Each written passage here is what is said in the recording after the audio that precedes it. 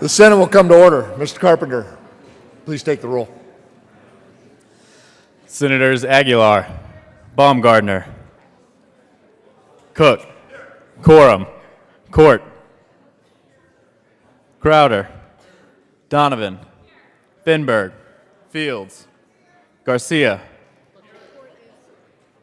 Gardner, Guzman, Hill, Holbert, John, Jones, Kagan,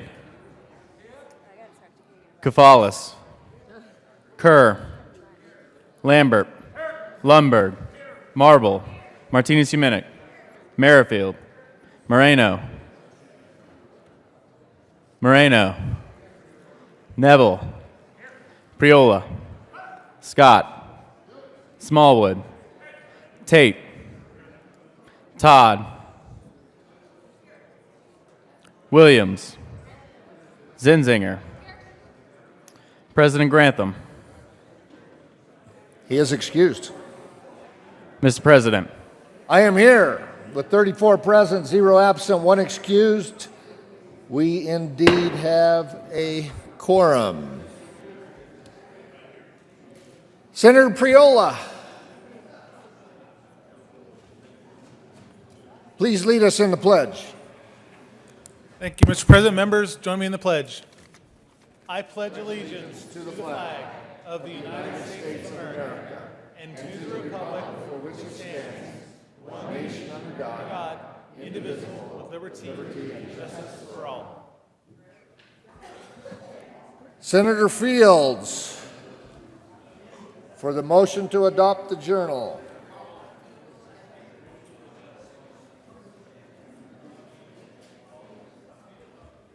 Good morning, Mr. President and colleagues. I would like to adopt the journal. I don't have my script. Let's try that again.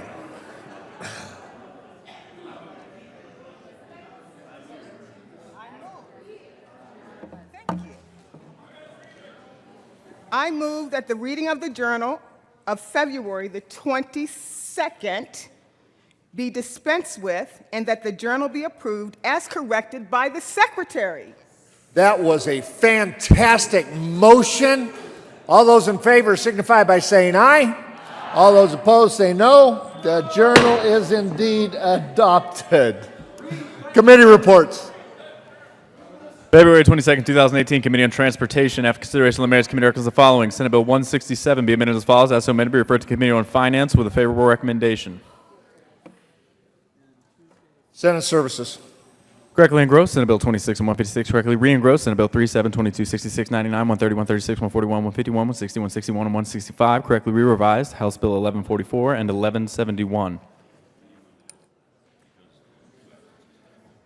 Third reading of bills. Final passage. Senator Holbert, Mr. Majority Leader. Thank you, Mr. President. I move the Senate proceed out of order for a moment of personal privilege by the good senator from Denver. Question before us is to proceed out of order for a moment of personal privilege. All those in favor signify by saying aye. All those opposed say no. Indeed, we will proceed with a moment of personal privilege. Senator Williams. Thank you, Mr. President. And members, as we close the month of February in observance of Black History Month, I would like you to join me in honoring the Buffalo Soldiers that we have here today. Black soldiers have honorably answered to the duty of call, serving with great valor and distinction in our armed forces. Buffalo Soldiers were originally members of the U.S. 10th Cavalry Regiment of the U.S. Army and was formed in September the 21st of 1855 in Leavenworth, Kansas. The nickname Buffalo Soldier was given to Native American tribes that fought and became synonymous with all the African American regiments formed in 1866.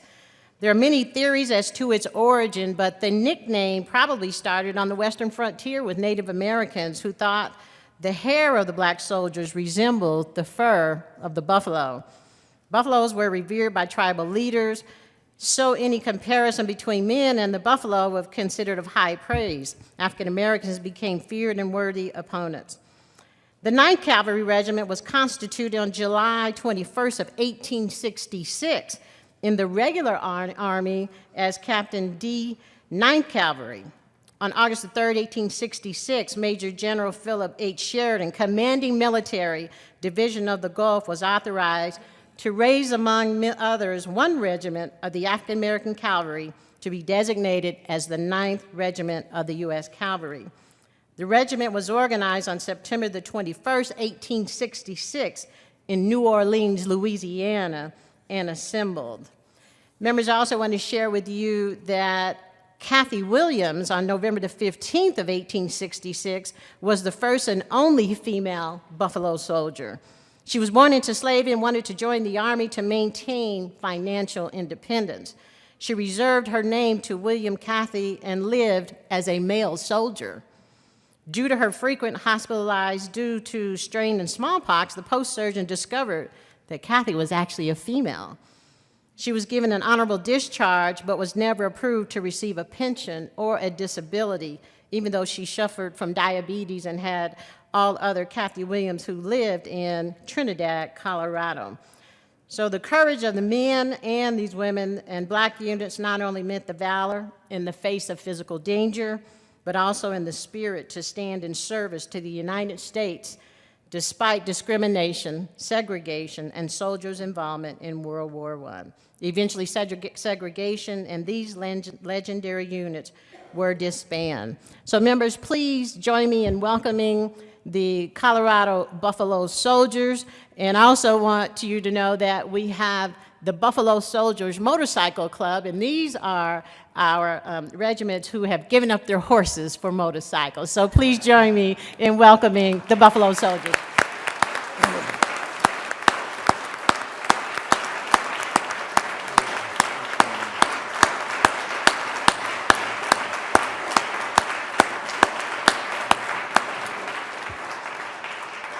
Thank you, Mr. President.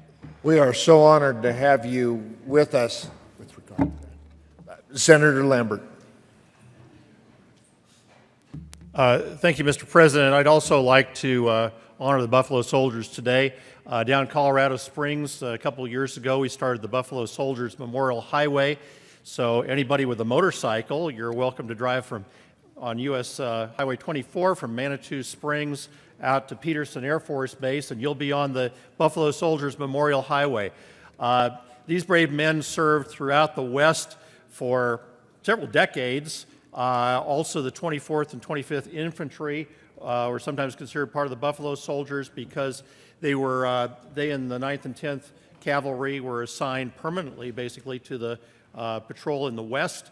Other segregated white units did sort of a rotation from the East. They came out and had a couple of months. They went back to their homes, but the Buffalo Soldiers were there more or less permanently. It's been my pleasure to go down to Fort Craig, New Mexico. It's a hard place to get to, but that was an actual Buffalo Soldier base down there. We know from photographs that Buffalo Soldiers around the turn of the 19th to 20th century came and were on parade in Colorado Springs with their unit. So they patrolled and protected basically all the western states and territories, and really were the base of a legacy for proud service in the United States Army and later on through Tuskegee Airmen into the U.S. Army Air Forces. And their organizations that last today, they have a great, profound effect on the U.S. military, and I thank you all for your service. Thank you.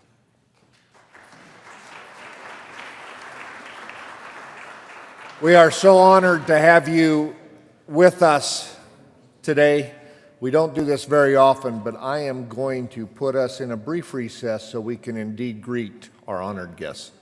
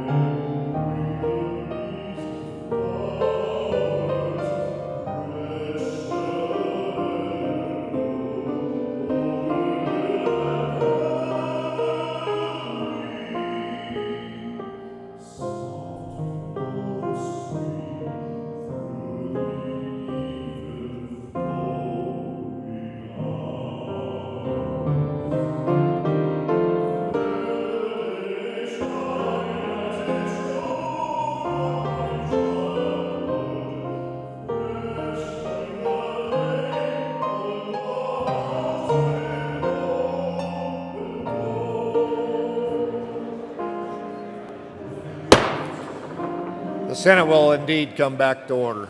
Mr. Majority Leader. Thank you, Mr. President. I move for another moment of personal privilege by the good senator from Aurora for the purpose of a tribute. Question before us is out of order for a moment of personal privilege. All those in favor signify by saying aye. All those opposed say no. The ayes have it. Senator Fields.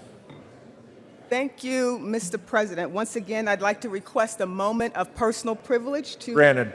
Thank you, Mr. President. Members, we have some honorary guests with us today, and I'd like to give tribute to a man and his family. Today, I'd like to honor Honorable Judge Gary M. Jackson. And I'm going to read the tribute. The Colorado State Senate is pleased to pay tribute to the Honorable Gary M. Jackson for his significant contribution to Colorado law, Denver County courts, and the African American community. He is also one of the founders of the prestigious Sam Carey Bar Association, which is a bar association that's associated with black attorneys. He is also a recipient of numerous awards, including the Colorado Bar Association Award of Merit in 2011. In celebration of this Black History Month, I would like to also recognize the legacy of Judge Jackson's family. Now, Judge Jackson's family, there's three names. It's the Jackson family, the Scott family, and the Pitts family. They settled in Colorado in 1921, and they pioneered building homes in North Cherry Creek.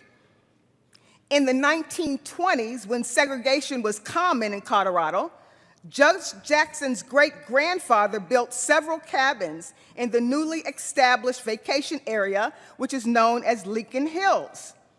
And it was the only African-American recreation area west of the Mississippi. Lincoln Hills became culturally the most important safe haven for black folks that wanted to travel and spend time in Colorado. Judge Jackson also studied for his bar exam in this captain, which was built by his great-grandfather. He's also, him and his family have been instrumental in the preservation of this historic Wicks Lodge at the center of the community. In addition to his deep dedication to the African American community, the Honorable Gary M. Jackson is a brilliant man of law who has demonstrated integrity in his constant and unwavering commitment to equality and civil rights in both his public and private practice. Please join me in celebrating his accomplishments. Please stand.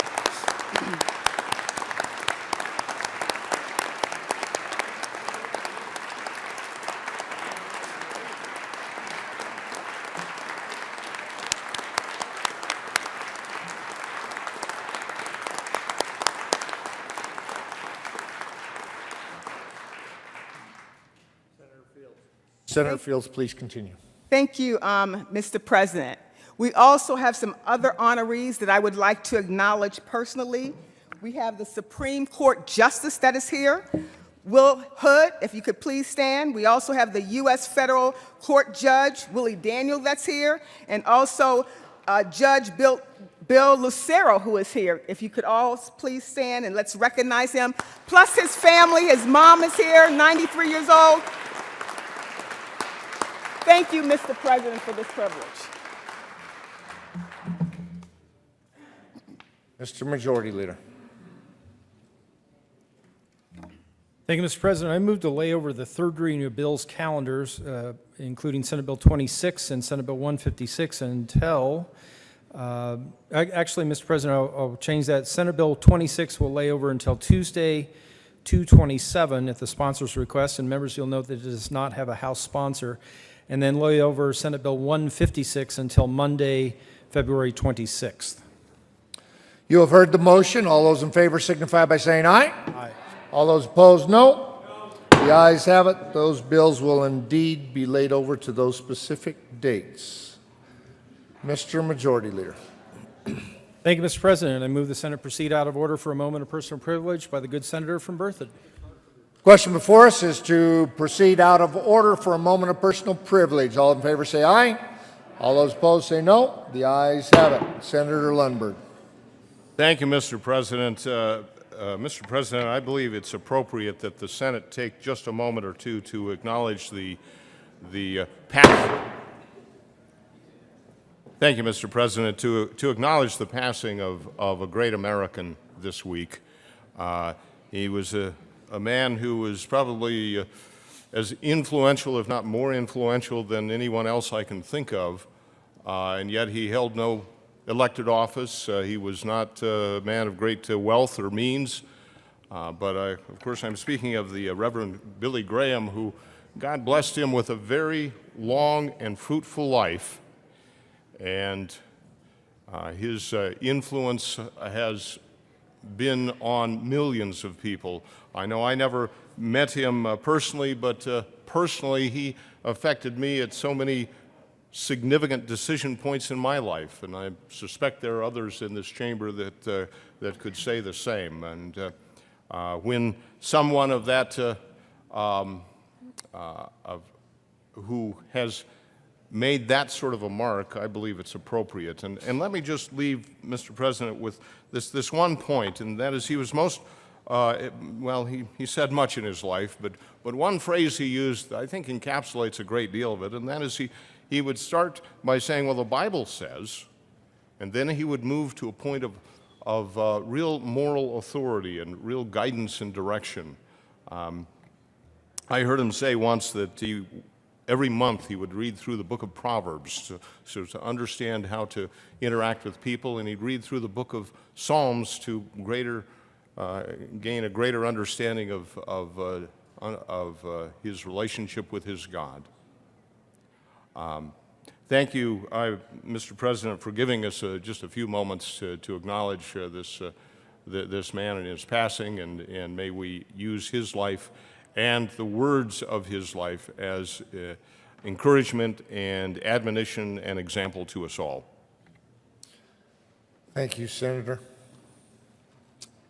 Second reading of bills. Senator Neville. Thank you, Mr. President. I move that the committee resolve itself, Senate resolve itself into the committee of the whole for consideration of general orders, second reading of bills, consent calendar. You have heard the motion. All those in favor signify by saying aye. All those opposed say no. The ayes have it.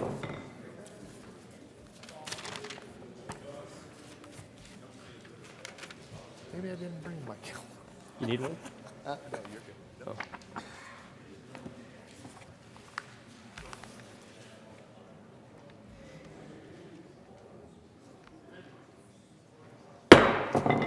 Committee will come to order. The Colt rule is relaxed. Will the clerk please read the title to all the bill? Second reading of bills, consent calendar. House Bill 1041 by Representative Catlin, Senator Quorum, concerning adding certified police working horses to the crime of cruelty to a service animal or certified police working dog. Majority Leader Holbert. Thank you, Mr. Chairman. I move all of the bill on the general order second reading of bill consent calendar consisting of House Bill 1041. Is there any discussion? The motion before the body is the adoption of all the bills on the general orders second reading of bills consent calendar. All those in favor say aye. Aye. Those opposed, no. The ayes have it, and the reading on the bills, the consent calendar, are adopted. Majority Leader Holbert. Thank you, Mr. Chairman. I move the committee rise and report. Motion before the body is to rise and report. Those in favor, aye. Those no. The committee will rise and report.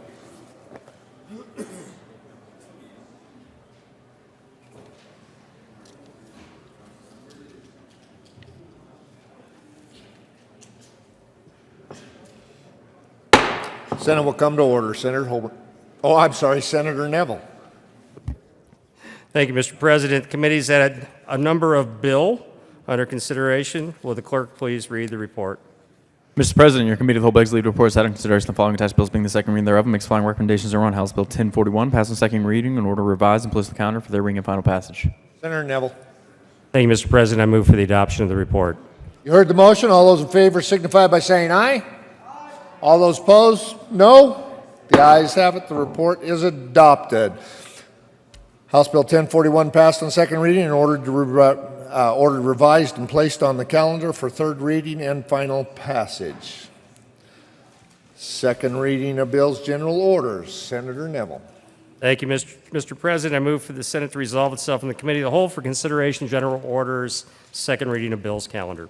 Again, you heard the motion. All those in favor signify by saying aye. All those opposed say no. The ayes have it. We will resolve ourselves in the Committee of the Whole.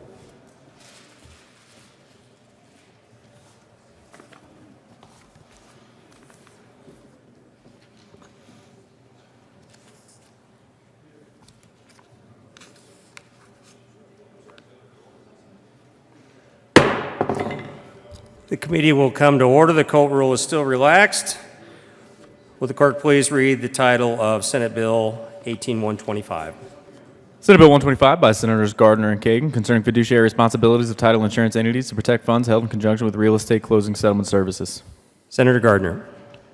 Thank you, Mr. Chair, and good morning. Members, I move Senate Bill 125. Senator Gardner, do you want to move the committee report from Business, Labor, and Technology? And thank you, Mr. Chair, and I move the committee report as well. To the committee report.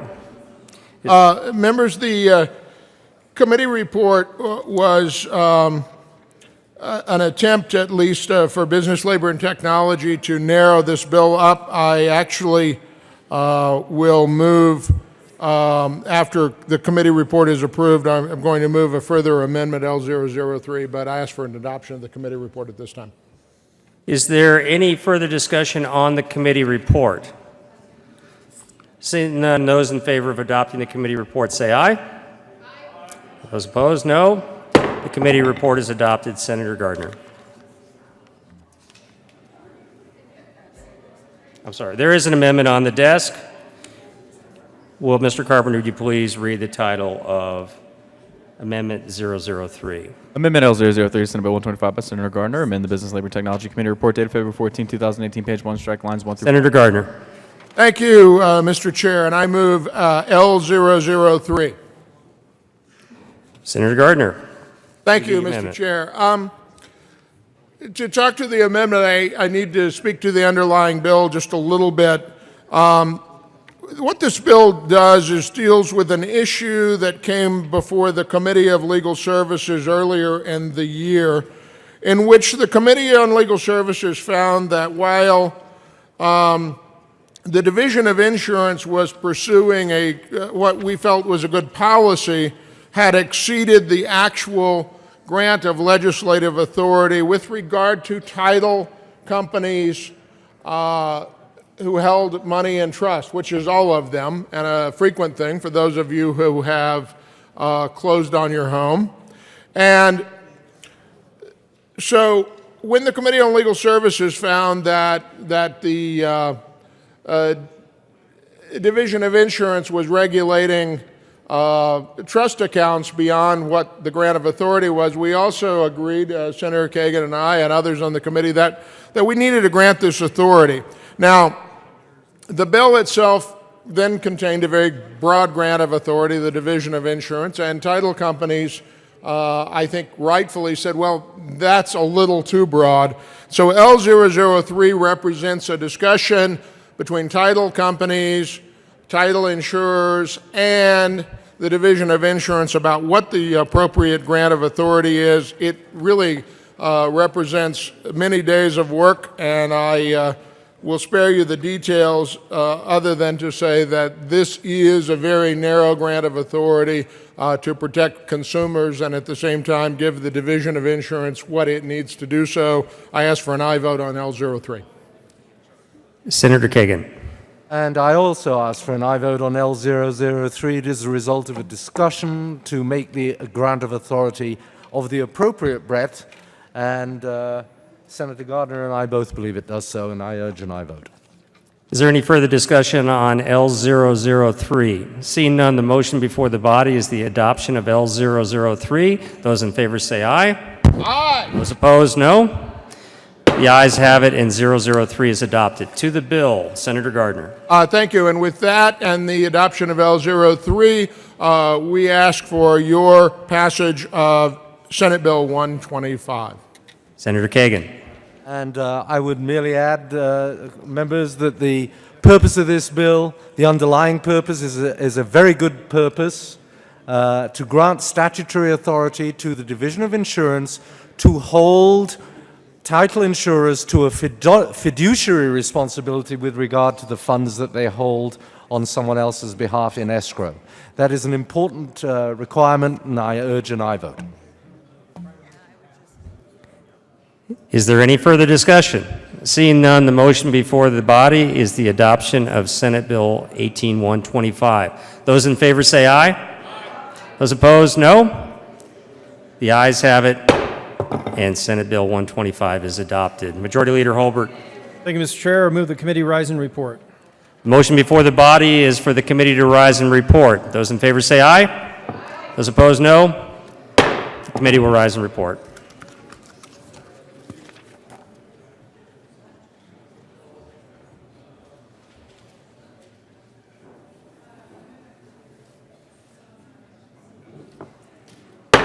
Senate will come back to order. Senator Neville.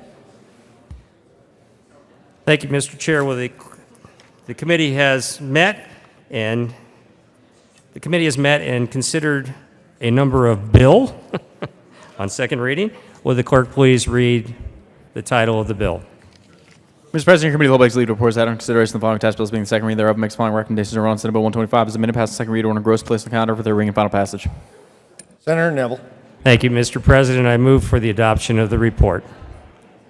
Question before us is the adoption of the Committee of the Whole report. All those in favor signify by... Oh, you're exactly right. My apology. Are there any no votes? With 34 ayes, 0 noes, 0 absent, 1 excused, the Committee of the Whole report is adopted.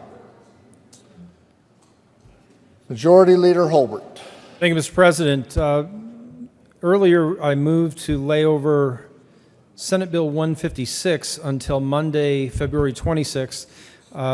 Have received a request from the sponsor to go ahead and lay that over to Tuesday, February 27th. Mr. President, I move that we lay over Senate Bill 156 to Tuesday, February 27th. You heard the motion. All those in favor signify by saying aye.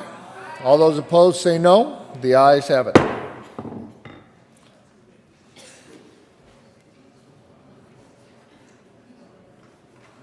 Did I never read the...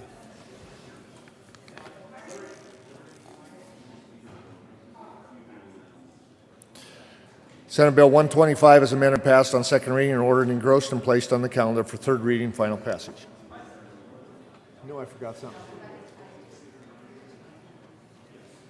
Do that now. Reports of committees of reference. February 22nd, 2018, the Committee on Education has had on consideration had hearing with following appointment and recommends the appointment be placed on the consent calendar. Confirmed members of the Board of Trustees for Fort Lewis College for a term expiring December 31st, 2021. LNS Roberts of Durango, Colorado, and unaffiliated appointed. February 22nd, 2018, Committee on Education have consideration of the Mayor's Committee recommends the following. House Bill 1048 be referred to Committee of the Whole with a favorable recommendation be placed on the consent calendar. Consideration of resolutions. Mr. Carpenter. Please read the title of House Joint Resolution 1011. House Joint Resolution 1011 by Representatives Exum and Landgraf and Senator Merrifield concerning the designation of U.S. Highway 8587 from Interstate 25 to Comanche Village Drive as the Reverend James H. McMeeran Memorial Highway.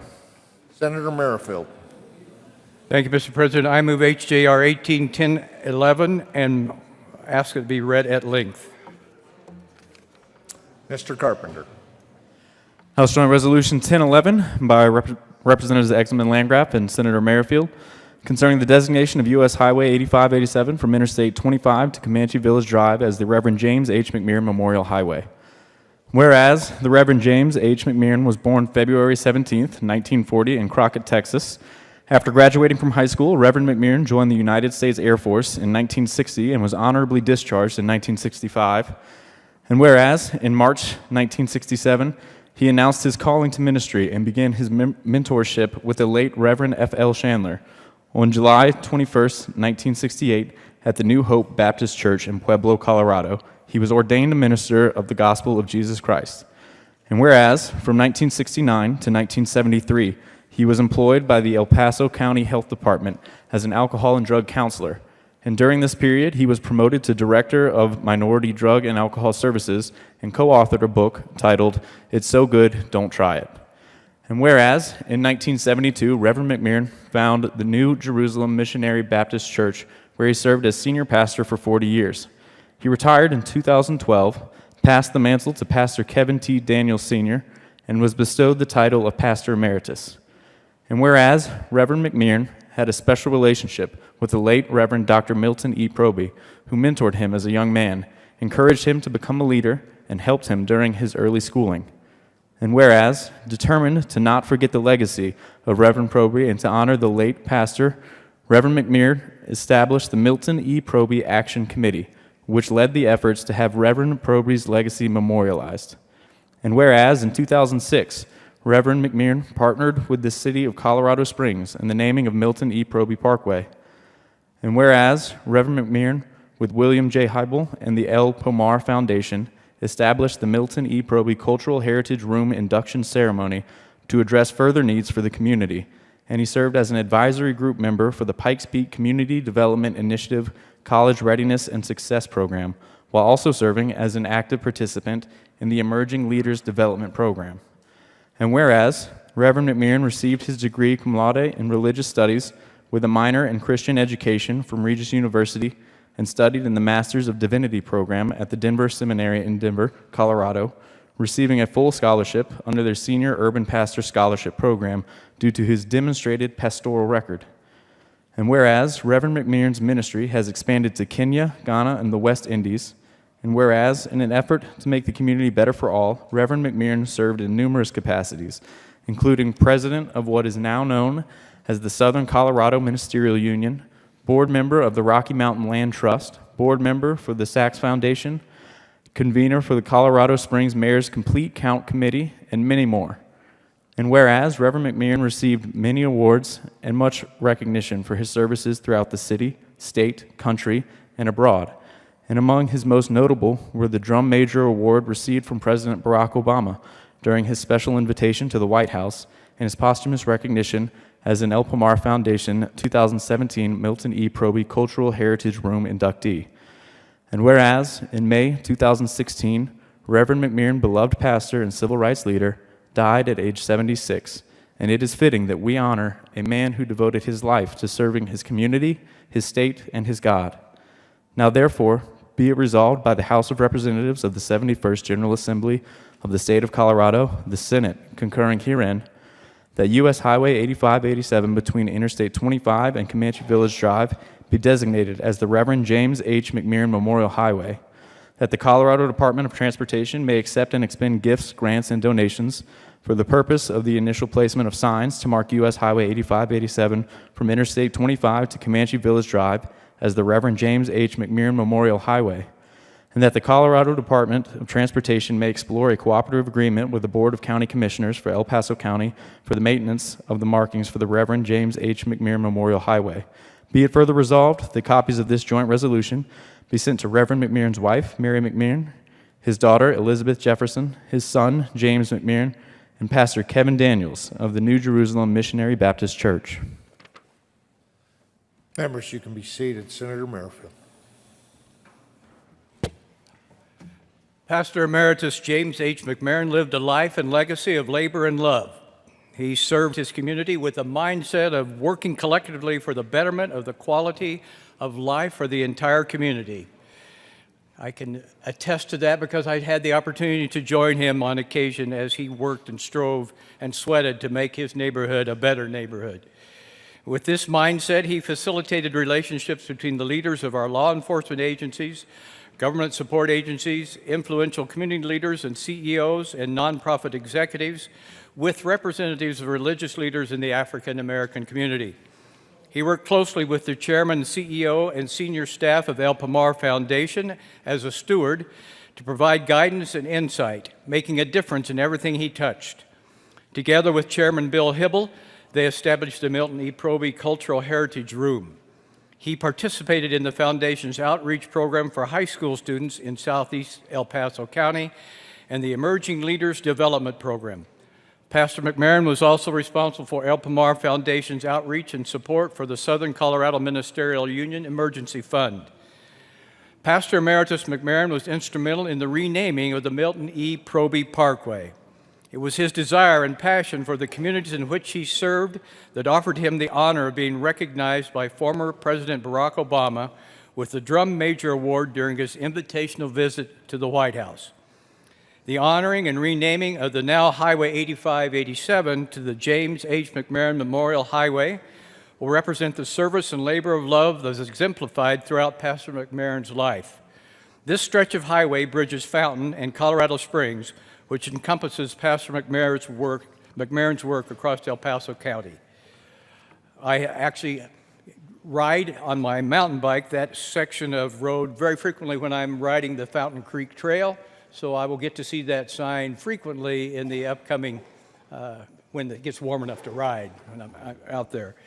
I also had the honor and privilege of attending a few services where Pastor McMahon was the preacher. Two things, I loved the music. As a former music teacher, I loved the music at the church. And my father was a Baptist preacher as well. And Pastor McMahon was pretty close in the level of my father's eloquence. So that's saying a lot, in my opinion. We do have some members of the family are here today. If they would stand, if you get a moment, please go by and introduce yourselves. And we want to thank you for being here and thank you for loaning us your father and your husband. Thank you.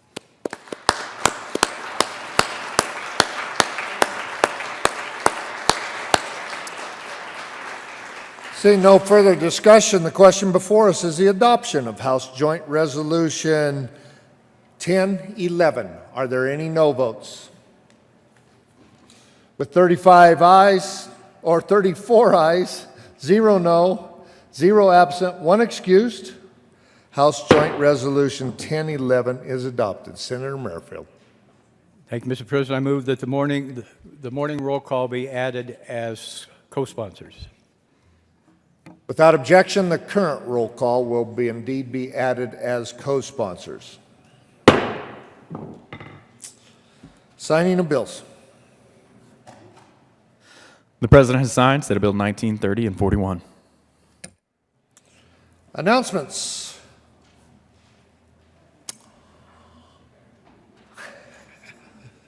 Senator Kafalis.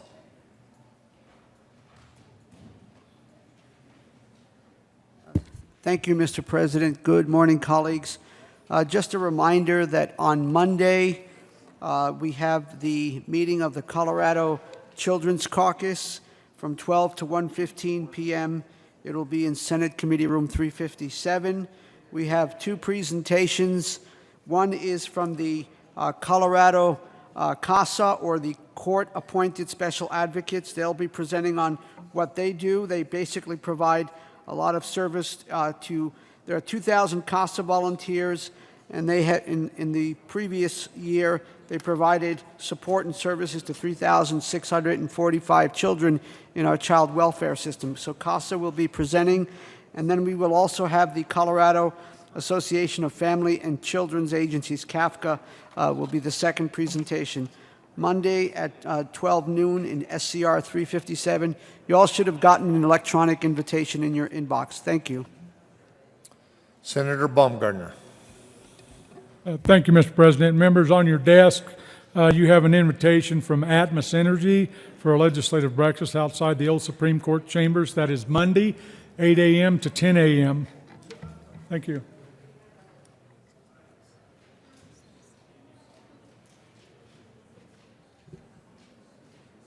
Mr. Majority Leader. Thank you, Mr. President. Members who will not have bills to read over later today, I wish you a relaxing weekend. Mr. President, I move the Senate adjourn until 10 a.m. Monday, February 26th. Motion before us is to adjourn till Monday. All those in favor signify by saying aye. All those opposed say no. We stand adjourned until Monday.